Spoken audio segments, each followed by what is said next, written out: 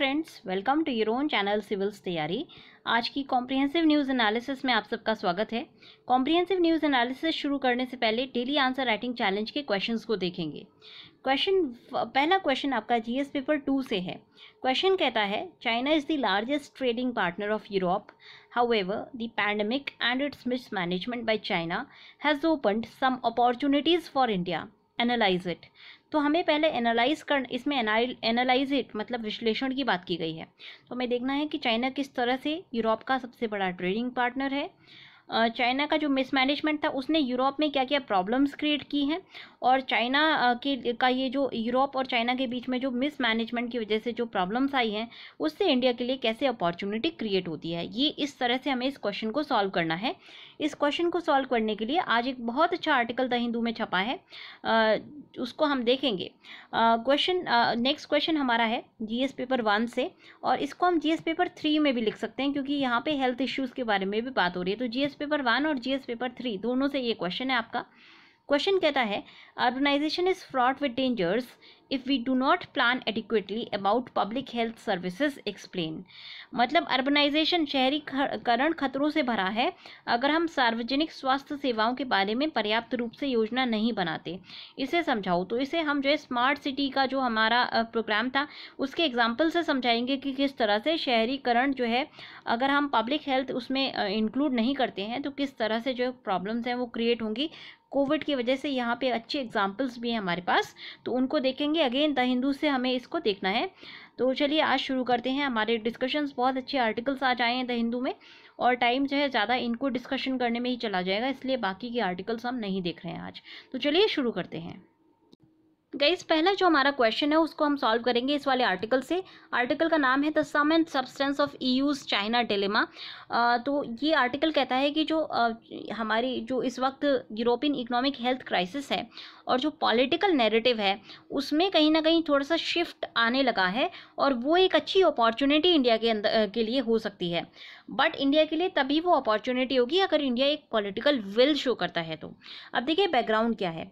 Europe और China की अगर हम क्योंकि हमारे क्वेश्चन में कहा गया है, क्वेश्चन को अगर आप दोबारा देखेंगे तो क्वेश्चन में कहा गया है कि किस तरह से यूरोप और चाइना एक मेजर ट्रेडिंग पार्टनर है। पहला पार्ट ये है। दूसरा एनालिसिस आपको करनी है कि किस तरह से यूरोप और अभी चाइना धीरे धीरे दूर जाने की कोशिश कर रहे हैं या फिर इनके अंदर डिफरेंसेस क्रिएट हुए हैं। और तीसरा जो क्वेश्चन आता है यहाँ पे खुल करके कि इंडिया के लिए ये कैसे एक अपॉर्चुनिटी है। तो ये 3 हिस्सों में हम इस आर्टिकल को देखेंगे और 3 हिस्सों में ही हम अपने आंसर को भी लिखेंगे। तो सबसे पहला जो एरिया आपको एड्रेस करना है इस क्वेश्चन का वो है कि यूरोप और चाइना किस तरह से मेजर पार्टनर्स हैं। उसको आप देख सकते हैं यहाँ से। According to global office of international comparison programme at world bank, मतलब वर्ल्ड बैंक का जो इंटरनेशनल कंपैरिजन प्रोग्राम है उसके ग्लोबल ऑफिस ने ये बताया था कि यूरोप और चाइना ज्वाइंटली जो है 33% ग्लोबल जीडीपी का परचेज पावर पैरिटी में कंट्रीब्यूट करते हैं। यूरोप ने हमेशा चाइना के लिए डब्ल्यूटीओ को चाइना के लिए ईज करने के लिए आवाज़ें उठाई हैं और हेल्प की है, और यूरोप ने जो है चाइना का सपोर्ट दिया है यूरोपियन प्रोजेक्ट में। एक सिंगल जो सफिशिएंट एग्जाम्पल है जो कि डिमॉन्स्ट्रेट करता है कि कितना क्रिटिकल है चाइना यूरोपियन प्रॉस्पेरिटी के लिए, वो एग्जाम्पल ये है कि 1995 से लेकर के 2012 के बीच में जर्मनी जो कि यूरोप की इकोनॉमिक पावर हाउस है उसने अपनी इंडस्ट्रियल वैल्यू को 37% इंक्रीज़ किया है। और ये जो इंक्रीज़ आया है ये रॉ मटेरियल्स और बाकी सप्लाईज चाइना की तरफ से आई थी, इस वजह से ये इंक्रीज़ हुआ है। तो ये जो इंक्रीज़ है ये चाइना के कंधे पर बैठ करके इंक्रीज़ किया है जर्मनी ने अपने आप को, ना कि यूएसए के कंधे पर बैठ करके। तो आप ये देख सकते हैं कि कभी पास्ट में यूएसए एक मेजर पार्टनर हुआ करता था यूरोप का, आज के टाइम में वो जो पार्टनरशिप है वो चाइना निभा रहा है। और क्या क्या जो है एग्जाम्पल्स हैं चाइना और यूरोप के काफ़ी अच्छे इंटीग्रेशन के। तो देखिए जून 9 में जोसेफ बोरेल फॉन्टेल्स जो कि यूरोपियन यूनियन के हाई रिप्रेजेंटेटिव हैं फॉरेन अफेयर्स और सिक्योरिटी पॉलिसी के, उन्होंने पब्लिकली क्लेम किया था कि चाइना एक की ग्लोबल प्लेयर है। यूरोप को चाइना के साथ एंगेज करना चाहिए अपने ग्लोबल ऑब्जेक्टिव को मीट करने के लिए, क्योंकि यूरोप और चाइना दोनों इंटरेस्ट को शेयर करते हैं और वैल्यूज़ को शेयर करते हैं। ये एक लॉजिकल असम्पशन जो है ये था कि यूरोप और चाइना का जो रिलेशनशिप है वो नोवल कोरोना वायरस पैंडेमिक की वजह से चेंज नहीं होगा। बट इस तरह का जो सुपरफिशियल इम्प्रेशन है उनको कई लोगों ने रीइंफोर्स किया है। और फॉर एग्जांपल यूरोपियन कंट्रीज़ के जो हेड्स हैं, फॉर एग्जांपल जर्मन आपकी जो चांसलर हैं एंजेला मार्केल, उन्होंने साफ कहा था कि यूएसए और चाइना के बीच में अगर उनको साइड चूज़ करने के लिए कहा जाएगा तो वो किसी भी एक साइड का सपोर्ट नहीं करेंगी। पर जो प्रिजम्पशन ये है कि अगर हम इसको क्लोजली एग्जामिन करें, इन प्रोक्लेमेशंस को अगर हम क्लोजली एग्जामिन करें तो हम ये पाएंगे कि हाँ, यूरोप और चाइना में इंटीग्रेशन तो है बट फॉल्ट लाइंस निकलनी शुरू हो गई हैं। फॉल्ट जो है डेवलप होने लगे हैं और धीरे धीरे जो रेड फ्लैग्स हैं वो भी रेज किए जा रहे हैं। अब देखिए रेड फ्लैग्स क्या क्या हैं। पहले क्या था कि जो एप्रिसिएशन है अभी हाल फिलहाल वो ये है कि चैलेंजेस जो कि चाइना पोज करता है और अपॉर्चुनिटीज़ जो चाइना पोज करता है उनको बैलेंस करना काफ़ी ज़रूरी है।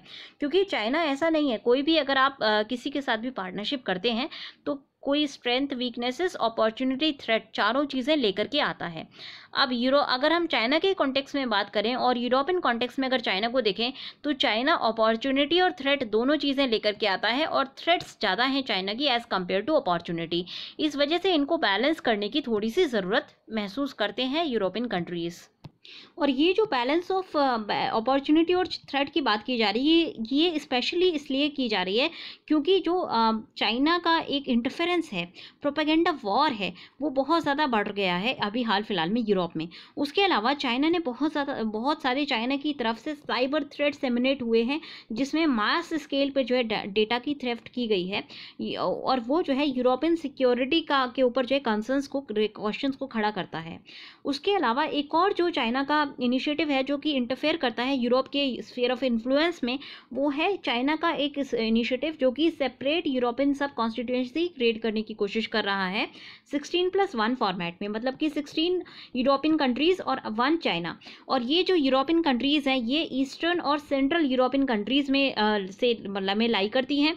और ये जो कंट्रीज़ हैं इनके ऊपर ट्रेडिशनली रशिया का स्फीयर ऑफ इन्फ्लुएंस था। उसके बाद अब जो सदर्न यूरोपियन कंट्रीज़ हैं वो यहाँ पे स्फीयर ऑफ इन्फ्लुएंस बढ़ाने की कोशिश कर रही हैं। ऐसे में चाइना का कांस्टेंट इंटरफेरेंस इन कंट्रीज़ के अंदर कहीं ना कहीं रशिया को भी और बाकी जो यूरोपियन नेशंस हैं उनको भी रफल करता है, उनको भी थोड़ा सा खतरे की घंटी उसमें भी क्रिएट करता है। उसके अलावा आप देख सकते हैं कि यूरोपियन यूनियन का बहुत ज़्यादा जो रशिया के साथ है वो रिलेशनशिप्स उतने अच्छे नहीं हैं। उसमें आपने देखा होगा कि 2017 में जो है चाइना ने रशिया के साथ मिलकर के नॉर्डिक्स में, मतलब कि बाल्टिक सी में जो है नेवल एक्सरसाइजेस की थी। तो आप ये देखिए चाइना मतलब यूरोप के अंदर, यूरोप के एकदम हार्ट में जाकर के चाइना जो है मिलिट्री एक्सरसाइजेस कर रहा है और ये जो है बहुत तरह की ये क्रॉस सेक्टोरल थ्रेट क्रिएट करता है यूरोपियन कंट्रीज़ के लिए।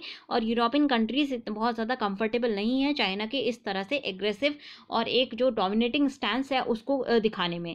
फिर चाइनीज़ का जो बिहेवियर था साउथ चाइना सी में और इंडियन ओशन में, ये भी कहीं ना कहीं यूरोपियन कंट्रीज़ को जो है थ्रेटन करता है। उसके अलावा चाइनीज़ ने क्या किया है कि वहाँ जो हाई टेक्नोलॉजी कंपनीज़ हैं जैसे कि कूका जर्मनी में है और की पोर्ट्स है, की पोर्ट्स हो गए जैसे कि पीरियस ग्रीस के अंदर पोर्ट है, इनको एक्वायर करना शुरू कर दिया है। तो मेजर पोर्ट्स को एक्वायर करना शुरू कर दिया है यूरोप में और यूरोप की जो high technology high stake companies हैं उनको एक्वायर करना शुरू कर दिया है। तो अगेन यहाँ से चाइनीज़ के जो इंटेंशंस है यूरोप को ये अच्छे नहीं लग रहे हैं।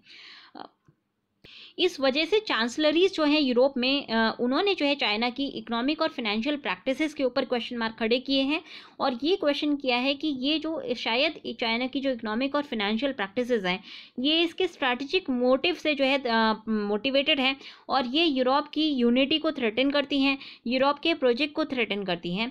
और ये कहीं ना कहीं इनका जो यूरोप का जो एफर्ट था कनेक्टिविटी इंक्रीज़ करने का, रेगुलेटरी फ्रेमवर्क बनाने का, सिंगल यूरोपियन एंटिटी बनाने का, इसको अंडरमाइन करती हैं, ऐसा जो है यूरोपियन कंट्रीज़ का कहना है। इवन जो पैंडमिक से पहले यूरोपियन कंट्रीज़ ने स्ट्रैटेजिक आउटलुक को पब्लिश किया था और उसमें कहा गया था यूरोपियन यूनियन को शिफ्ट करना चाहिए एक रियलिस्टिक और एसर्टिव और मल्टीफेसेटेड अप्रोच की तरफ चाइना को लेकर के। चाइना के जो एक्शन है फर्स्ट हाफ ऑफ 2020 में ये काफ़ी कॉन्ट्राडिक्टरी थे। इनिशियली चाइना ने बहुत बुरी तरह से कोविड को मिसहैंडल किया था, मिसमैनेज किया था, जिस वजह से कोविड का जो पैंडमिक है उसने बहुत बुरी तरह से रैम्पेजिंग की और बहुत ज़्यादा जो डेथ टॉल्स हैं वो यूरोप के अंदर भी बहुत ज़्यादा डेथ टॉल इंक्रीज हुई थी। फिर जो चाइना ने क्या किया, अपने जो इसको बैड पब्लिसिटी मिली उसको कर्व करने के लिए एक बहुत बड़ा डिस इन्फॉर्मेशन कैंपेन और प्रोपेगेंडा कैंपेन चलाया था यूरोप के अंदर। इससे जो है कन्फ्यूजन बढ़ गया था और बहुत ज़्यादा पैनिक क्रिएट हुआ था। इस वजह से यूरोपियन यूनियन ने एक काफ़ी रेयर और काफ़ी ब्लंट एक्यूजेशन जारी किया था चाइना को लेकर के 10 जून 2020 में, जब उन्होंने कहा, यूरोपियन यूनियन ने कहा था कि फॉरेन एक्टर्स स्पेशली जो है रशिया और चाइना के, ये एंगेज कर रहे हैं टारगेटेड इन्फ्लुएंस ऑपरेशंस में और डिस इन्फॉर्मेशन कैंपेन में कोविड को लेकर के यूरोपियन यूनियन में और उसके नेबरहुड में, और ये जो है अंडरमाइन कर रहे हैं हमारे डेमोक्रेटिक डिबेट को और बहुत ज़्यादा सोशल पोलराइजेशन कर रहे हैं इससे, जिससे कि उनकी खुद की इमेज सुधर जाए। और जो ब्लेम है वो हमारे कंट्रीज़ के ऊपर डाल रहे हैं, जो कि सॉलिडारिटी के लिए अच्छा नहीं है। चाइना के जो एग्रेसिव एक्शंस है साउथ चाइना सी में या फिर लाइन ऑफ एक्चुअल कंट्रोल में या फिर हांगकांग में, उससे भी जो है यूरोपियन यूनियंस को थोड़ा सा डिफिकल्टी हो रही है, थोड़ा सा उनको अनईजीनेस फील हो रही है चाइनीज़ इंटेंशंस को लेकर के। उसके अलावा चाइना की अगर हम बात करें तो चाइना आज भी यूरोप में काफ़ी क्रिटिकल है यूरोप की इकोनॉमिक हेल्थ के लिए, और यूरोप के बाकी जो as a major trading partner China आज भी क्रिटिकल है। ऐसे में एक यूरोपियन यूनियन के कमीशन के प्रेसिडेंट उर्सुला वैंडर लियन ने एक काफ़ी जो है एक आप कह सकते हैं रियलिस्टिक बात कही थी जून 2020 के बाद, जब उन्होंने एक जो है वर्चुअल समिट की थी चाइनीज़ प्रीमियर ली कियांग के साथ। तो उनका कहना था, उर्सुला वॉन डर लियन का कहना था कि यूरोप की जो रिलेशन है चाइना के साथ वो साइमल्टेनियसली दो एस्पेक्ट्स को डील करते हैं। पहली चीज़ तो ये है कि स्ट्रैटेजिकली काफ़ी इंपॉर्टेंट है, बट उसके साथ साथ ये भी देखना ज़रूरी है कि ये जो रिलेशन है काफ़ी चैलेंजिंग है। और ये सीधे सीधे जो है हिंट करता है कि यूरोप समझता है कि चाइना की तरफ से बहुत सारी थ्रेट्स हैं, बहुत सारे चैलेंजेस हैं, और या तो इन चैलेंजेस को जो है पूरी तरह से चाइना ख़त्म करे या फिर यूरोप धीरे धीरे अपने आप को अलग करने की कोशिश करेगा चाइना से।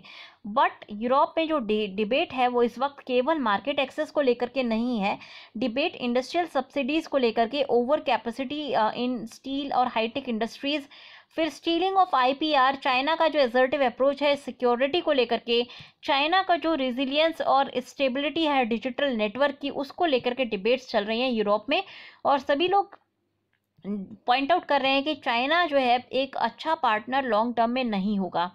चाइना ने यूरोप ने जो है ये समझना शुरू कर दिया है कि यूरोप को बैलेंस करना होगा उसकी इकोनॉमिक को डिपेंडेंसी को और को प्रॉस्पेरिटी को चाइना के ग्लोबल इंटेंशंस के साथ।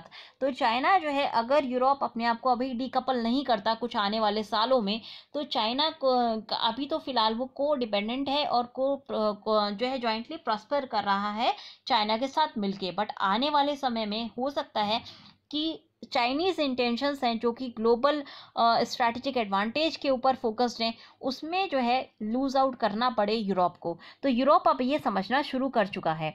अब यहाँ पे जो एक 3 एरियाज़ हैं जिनके बेसिस पे यूरोप और चाइना के रिलेशंस बनते हैं, और ये 3 एरियाज़ हैं आपके नेगोशिएशन के एरिया है, पार्टनरशिप का एरिया है, और तीसरा आपका कॉम्पिटिटर और सिस्टमिक राइवल का एरिया है। तो 3 तरीके से हम पार्टनरशिप देख सकते हैं यूरोप की और चाइना की, एक as a negotiator, as a partner, but also as a competitor and systemic rival. और ये देखना अब ये एक डोमिनेंट जो है पॉलिटिकल नैरेटिव बन गया है कि चाइना का जो रिलेशनशिप है ये तीनों हिंजेस पे देखना ज़रूरी है, जिससे कि हम चाइना से आने वाले थ्रेट को अच्छे से रियलिस्टिकली एसेस कर सकें। चाइना भी यूरोपियन यूनियन को एंटेगोनिस्टिकली देखता है, चाइना भी यूरोपियन यूनियन पे ट्रस्ट नहीं करता।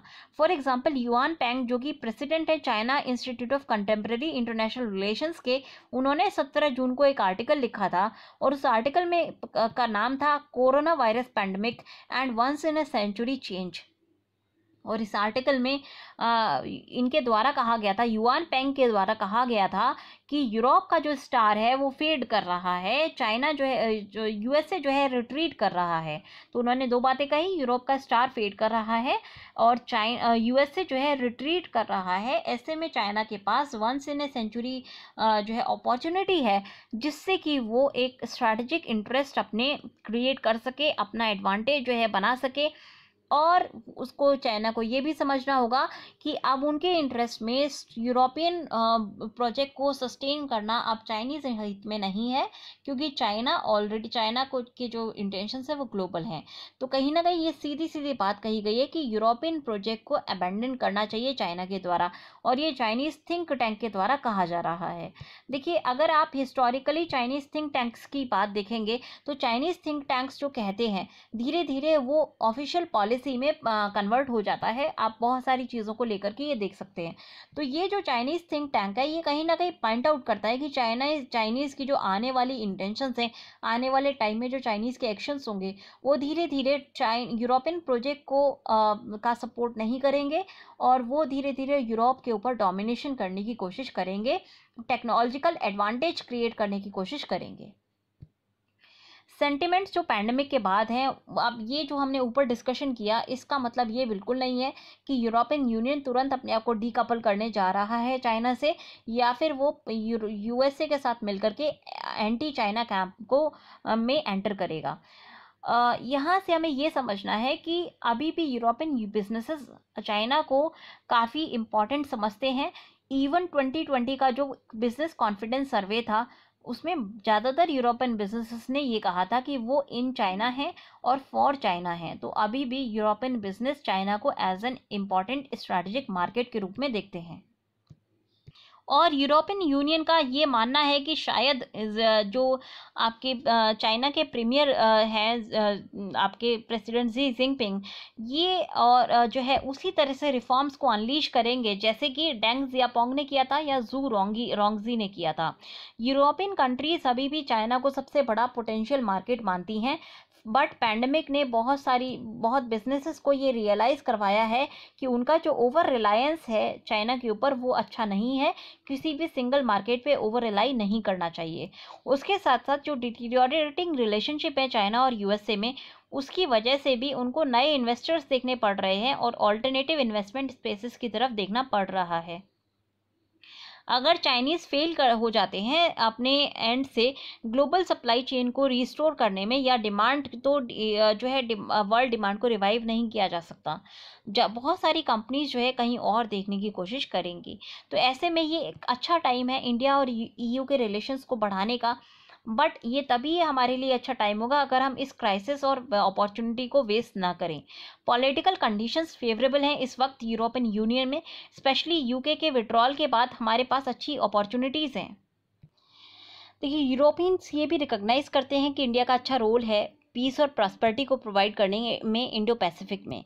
उसके अलावा ये भी देखते हैं कि हमारे पास अच्छा पोटेंशियल है कि हम एक साथ काम कर सकते हैं फ्यूचर टेक्नोलॉजीज़ के इशू पे, बट हम अकेले इकोनॉमिक ऑल्टरनेटिव नहीं है यूरोप के लिए कोविड-19 के बाद। तो अगर हम एक ब्रॉड बेस्ड ट्रेड और इन्वेस्टमेंट एग्रीमेंट कर सकते हैं अभी जल्दी से, तो उससे हमारी जो हम जो है तैयार होंगे यूरोपियन मार्केट में, स्पेशली आने वाले मार्केट में। जैसे कि हम हाई टेक्नोलॉजी कोलैबोरेशन कर पाएंगे, 5G में कोलैबोरेशन कर पाएंगे, आर्टिफिशियल इंटेलिजेंस में कोलैबोरेशन कर पाएंगे। और ऑलरेडी ये कुछ एरियाज़ हैं जहाँ पे यूरोपियंस जो है चाइनीज़ के ऊपर ट्रस्ट नहीं करते इन एरियाज़ में। तो ये कुछ हमारे लिए अच्छी अपॉर्चुनिटीज़ हैं जिनको हम टैप इन कर सकते हैं। इसके लिए हमें काफ़ी इमेजिनेशन की ज़रूरत पड़ेगी। यूरोप को भी अपनी पोजीशंस को चेंज करना पड़ेगा। ट्रेड इन गुड्स से बढ़ के ट्रेड इन सर्विसेज के साथ जो है अकोमोडेशन करना होगा इंडिया के मामले में। और अपॉर्चुनिटी इंडिया और यूरोपियन यूनियन के पास अच्छी खासी है कि हम एक पार्टनरशिप को बिल्ड कर सकें, जिससे कि दोनों एरियाज़ को इकोनॉमिक और स्ट्रैटेजिक एडवांटेज मिल सके इस पोस्ट कोविड सिनेरियो में, जहाँ पे स्ट्रैटेजिकली जो है दोनों एरियाज़, मतलब यूरोपियन यूनियन और इंडिया, स्ट्रैटेजिकली एक दूसरे को सपोर्ट करें और स्ट्रैटेजिक कॉम्पिटिटर्स या सिस्टमेटिक राइवल्स के रूप में इमर्ज नहीं होंगे यूरोप और इंडिया आगे। तो इसलिए जो है ये एक अच्छी अपॉर्चुनिटी है जहाँ पर दोनों एक दूसरे को यूटिलाइज कर सकते हैं। नेक्स्ट जो क्वेश्चन है हमारा वो हमें इस आर्टिकल से सॉल्व करना है, hardly smart about urban health care.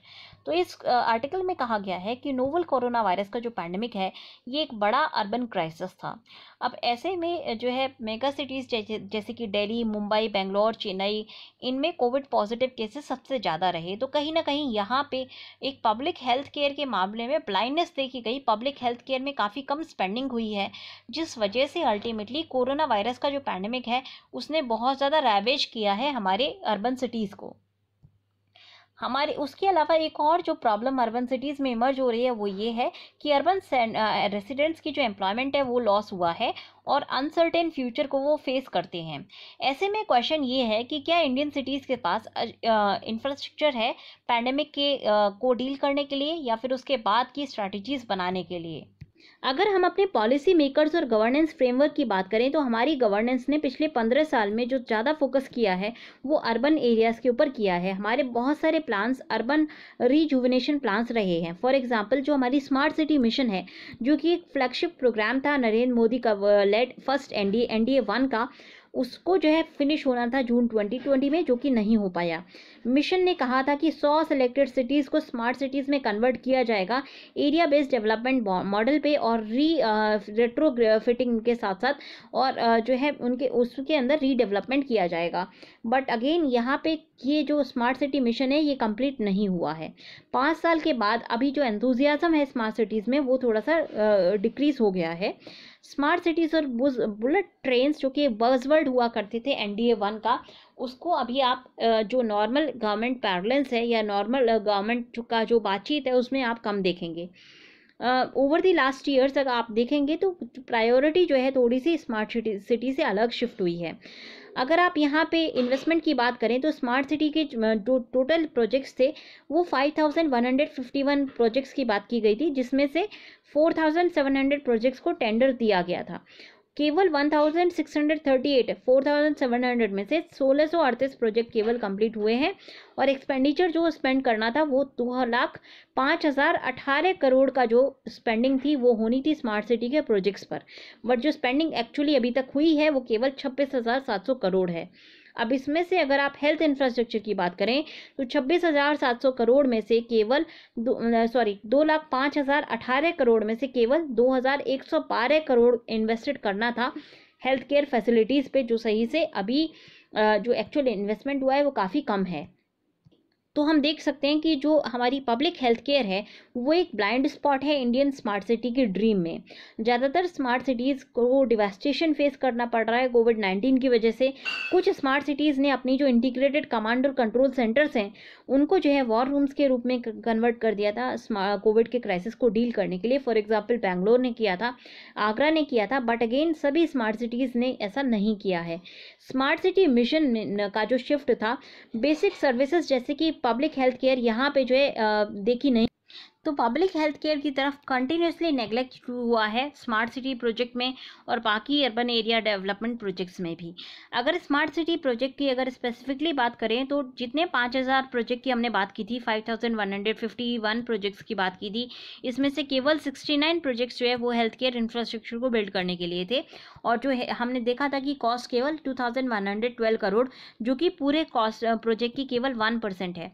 तो हम देख सकते हैं कि पब्लिक हेल्थ केयर सिस्टम एक तरह से ब्लाइंड स्पॉट के रूप में इमर्ज हुआ है इंडिया की स्मार्ट सिटी ड्रीम्स में, और उसने कितना ज़्यादा प्रॉब्लम क्रिएट की वो हम ऑलरेडी कोविड से देख सकते हैं। तो कोविड ने कहीं ना कहीं हमारी ये जो नेग्लिजेंस है पब्लिक हेल्थ इंफ्रास्ट्रक्चर को, इसको सामने लेकर के सामने दिखाया है कि हमें इस एरिया को नेग्लेक्ट नहीं करना था।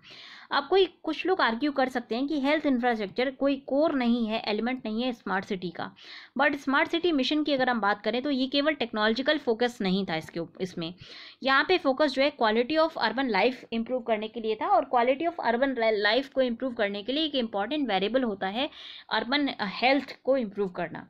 तो अर्बन हेल्थ को इंप्रूव करने के लिए आपके पास पब्लिक हेल्थ केयर इंफ्रास्ट्रक्चर होना चाहिए। Even public health care infrastructure जो हमारा 12th शेड्यूल है इंडियन कॉन्स्टिट्यूशन का, जो कि बात करता है हमारे म्यूनसिपैलिटीज़ के बारे में, उसमें 18 सब्जेक्ट्स दिए हुए हैं, उसमें एक सब्जेक्ट पब्लिक हेल्थ का भी है। तो म्यूनसिपैलिटीज़ के अंडर में पब्लिक हेल्थ आती है और पब्लिक हेल्थ को मैनेज करना स्मार्ट सिटीज़ के लिए उतना ही इम्पॉर्टेंट है। अब हम कैसे इम्प्रूव कर सकते हैं? देखिए, लोकल कैपेसिटीज़ बनाएं अगर हम, तो हमारा इम्प्रूवमेंट हो सकता है पब्लिक हेल्थ केयर में। फॉर एग्जांपल अगर आप एग्जांपल देखें अगर हम, तो हमारा जो पब्लिक हेल्थ केयर सिस्टम है अर्बन एरियाज़ में काफ़ी अंडर स्टाफ्ड है। वैकेंसीज़ काफ़ी ज़्यादा हैं आशा वर्कर्स की, फ्रंटलाइन हेल्थ वर्कर्स की, जो कि कॉन्टैक्ट ट्रेसिंग कर सकते हैं अर्बन एरियाज़ में। और कोविड-19 हॉटस्पॉट सिटीज़ में ये वैकेंसीज़ बहुत ज़्यादा देखी गई, फॉर एग्जाम्पल मुंबई के अंदर, जिस वजह से ये अर्बन एरियाज़ जो है हेल्थ क्राइसिस से डील सही से नहीं कर पाए हैं। अब केरला को अगर हम कंपेयर करें तो रिलेटिवली केरला काफ़ी सक्सेसफुल रहा है इस हेल्थ चैलेंज से डील करने के लिए। और उसका रीज़न ये था कि केरला के अंदर डिसेंट्रलाइज्ड पॉलिटिकल और एडमिनिस्ट्रेटिव सिस्टम है, स्ट्रॉन्ग लोकल गवर्नमेंट्स हैं, और बहुत ज़्यादा इन्वेस्टमेंट किया गया है लोकल पब्लिक हेल्थ केयर के ऊपर, जिस वजह से केरला इस तरह के जो चैलेंजेस हैं उनको डील करने में काफ़ी अपने आप को सक्षम पाता है, चाहे वो निपाह का चैलेंज हो, चाहे वो कोविड का चैलेंज हो। अब इसीलिए अगर हमें अपने आप को इम्प्रूव करना है, तो हमारी जो स्मार्ट सिटी मिशन है उसके अंदर हमें एक अच्छा जो पार्टनरशिप लेनी होगी, वो पब्लिक हेल्थ केयर सिस्टम की लेनी होगी। पब्लिक हेल्थ केयर सिस्टम को रोबस्ट बनाना होगा। इसके लिए हम जो है एक स्पेशल पर्पस व्हीकल चालू कर सकते हैं, जो कि पब्लिक हेल्थ केयर सिस्टम को प्रमोट करे और पब्लिक हेल्थ केयर प्रोग्राम्स को जो है इम्प्रूव करे, जिससे कि हमारी जो वल्नरेबिलिटीज़ है पब्लिक हेल्थ केयर सिस्टम में, उसको रिड्यूस किया जा सके।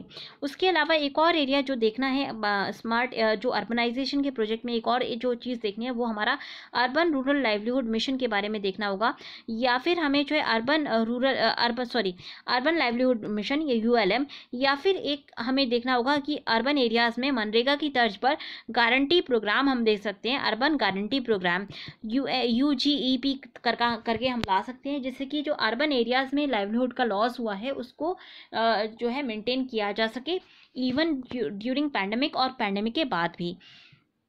इम्पॉर्टेंट होगा कि हम अपने अर्बन डेवलपमेंट को सही तरीके से करें और सही प्रोग्राम से में इन्वेस्टमेंट करें, जिससे कि हेल्थ और लाइवलीहुड उनके रेसिडेंट्स का, अर्बन एरियाज़ के रेसिडेंट का इम्प्रूव हो सके। नेक्स्ट आर्टिकल आपको देखना है श्योर पावर। यहाँ पे जो है सोलर पावर के बारे में बात की गई है। आपने सुना होगा कि रीवा में हमारा जो है 750 मेगावाट का जो फोटोवोल्टिक प्रोजेक्ट है वो इनॉग्रेट किया गया था नरेंद्र मोदी जी के द्वारा पिछले हफ्ते। तो जैसे कि वो रिकॉग्नाइज कर रहे हैं, या फिर हम रिकॉग्नाइज कर रहे हैं कि डोमेस्टिक सोलर मैन्युफैक्चरिंग इंडस्ट्री को डेवलप करना काफ़ी ज़रूरी है, जिससे कि हम इंक्रीजिंग वॉल्यूम जो है फोटोवोल्टिक सेल का बना सकें और मॉड्यूल्स और एसोसिएटेड इक्विपमेंट भी बना सकें, जिससे कि हम अपने सोलर टेक्नोलॉजी को और सोलर जो हमारा मिशन है उसको इम्प्रूव कर सकें, बोल्स्टर कर सकें। इंडिया का जो इंस्टॉल्ड बेस है ग्रीन पावर सोर्स का वो ऑलमोस्ट 35 गीगावाट है, और ये शायद जो एडिशन है कैपेसिटी की 2024 तक 50 गीगावाट की हो पाएगी।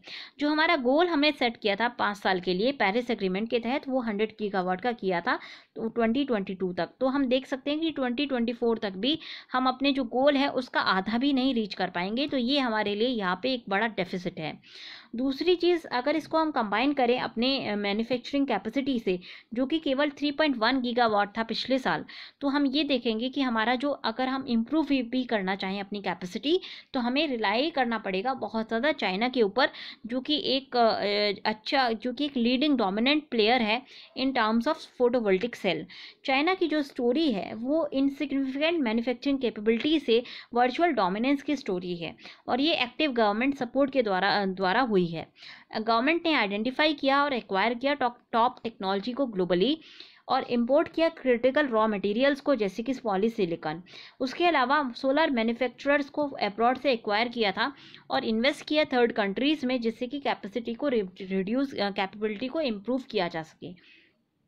एडिशनली इन्होंने अपने डोमेस्टिक मार्केट के ऊपर भी बहुत ज़्यादा इंपॉर्टेंस देखी थी और एक्सपोर्ट को भी प्रमोट किया, और इसी वजह से आज के टाइम में सोलर मैन्युफैक्चरिंग में चाइना काफ़ी एक लीडिंग पावर के रूप में इमर्ज हुआ है। पैंडेमिक एक क्रिटिकल अपॉर्चुनिटी क्रिएट करता है, जिससे कि हम जो है ग्रीन डील को बना सकें। फ्यूचर की ग्रोथ और एम्प्लॉयमेंट को अपने आप को अलाइन करना होगा एनवायरमेंटल और सस्टेनेबिलिटी के ऑब्जेक्टिव के साथ, particularly in area of energy production, जिससे कि हम डर्टी फ्यूल जैसे कि कोल है उससे दूर हट सकें। As an architect of international solar alliance, जिसने कि 120 कंट्रीज़ को अट्रैक्ट किया था, इंडिया को लीडरशिप दिखानी होगी मैन्युफैक्चरिंग के एरिया में भी, और ऑब्जर्व करना होगा सोलर फोटोवोल्टिक इंफ्रास्ट्रक्चर को लो और मिडिल इनकम कंट्रीज़ के अंदर। की रिक्वायरमेंट ये है कि हम अपनी पॉलिसीज़ को इंटीग्रेट करें और सपोर्ट करें, पूरी तरह से स्टेट सपोर्ट चाहिएगा पॉलिसीज़ का। इंडस्ट्रीज़ को हेल्प मिलनी चाहिए जिससे कि वो फैसिलिटीज़ को सेटअप कर सकें और लो कॉस्ट फाइनेंसिंग को अवेल कर सकें। जो दोनों काफ़ी इंपॉर्टेंट एलिमेंट थे चाइना की राइज में, वही हमें भी करने होंगे। उसके अलावा हमें जो है इन्वेस्ट करना होगा इंटेलेक्चुअल प्रॉपर्टी में। एक फॉरवर्ड लुकिंग प्रोग्राम के लिए हमें जो है इंक्लूड करना होगा नई टेक्नोलॉजीज जैसे कि aesthetic photovoltaic window, roof tile for buildings, multi role urban structures जो कि बड़े काफ़ी काम के होते हैं रेजिडेंशियल और कमर्शियल बिल्डिंग्स में, और जिससे कि हम वहाँ पर ज़्यादा पैनल्स को डिप्लॉय कर सकें। रैपिड प्रोग्रेस के लिए स्ट्रैटेजिक शिफ्ट की रिक्वायरमेंट होगी और डोमेस्टिक, जिससे कि हम जो है डोमेस्टिक कॉम्पिटिटिव मैन्युफैक्चरिंग को हेल्प कर सकें या बना सकें। नेक्स्ट आर्टिकल देखना है म्यूजियम टू मॉस्क। तो टर्की जो है अपने ओल्ड रिलीजियस वुंड्स को ओपन कर देगा अगर वो हागिया सोफिया का जो स्टेटस है उसको चेंज करता है। तो टर्किश प्रेसिडेंट रेसिप तैयब अर्दोगन का जो डिसीजन था जिसने हागिया सोफिया का जो स्टेटस है एज अ म्यूजियम उससे चेंज करके मॉस्क के में कन्वर्ट करने की कोशिश कर रहा है। तो ये जो कंट्री है टर्की उसकी सेकुलर वैल्यूज़ को अंडरमाइन करता है और इस्लामिज्म को कहीं ना कहीं फोकस करता है। 6th सेंचुरी में ये मॉन्यूमेंट बनाया गया था बाइजेंटियन एम्पायर के द्वारा और ये काफ़ी एक सेंटर ऑफ कॉन्फ्लिक्ट रहा है ऑटोमन मुस्लिम्स और ऑर्थोडॉक्स क्रिश्चियंस के बीच में, जो एज ए काफ़ी सेंचुरीज तक यहाँ पे कॉन्फ्लिक्ट होता रहा था।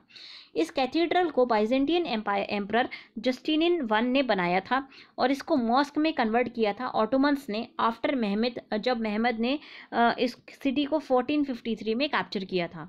5 सेंचुरीज तक ऑटोमन सुल्तान का जो है क्राउन रहा था इस एरिया में और 5 सिटीज़ तक ये इसने मॉस्क के रूप में फंक्शन किया ये हागिया सोफिया ने।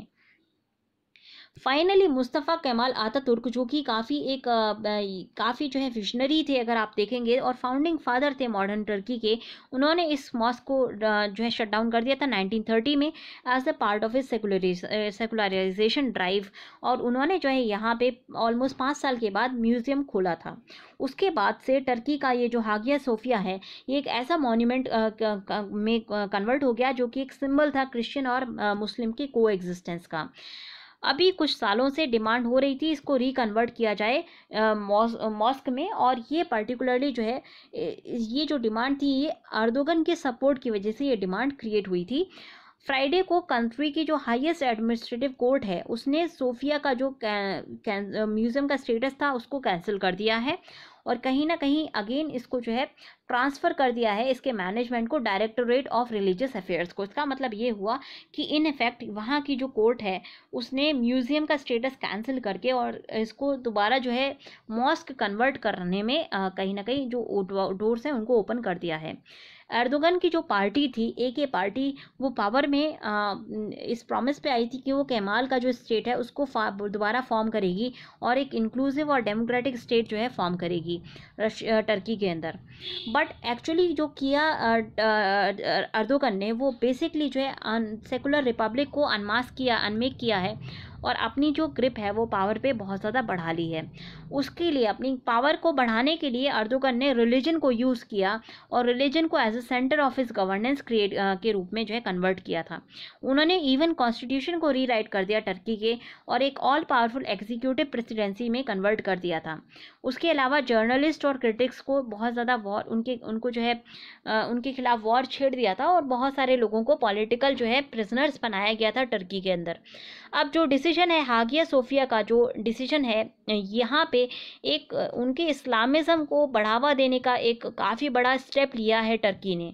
टर्किश इस्लामिस्ट के लिए ये हमेशा ग्लोरी से संबंधित रहा है हागा सोफिया जिसने ओटोमन इंपीरियल इराकी ग्लोरी को रिस्टैब्लिश किया था एटलीस्ट।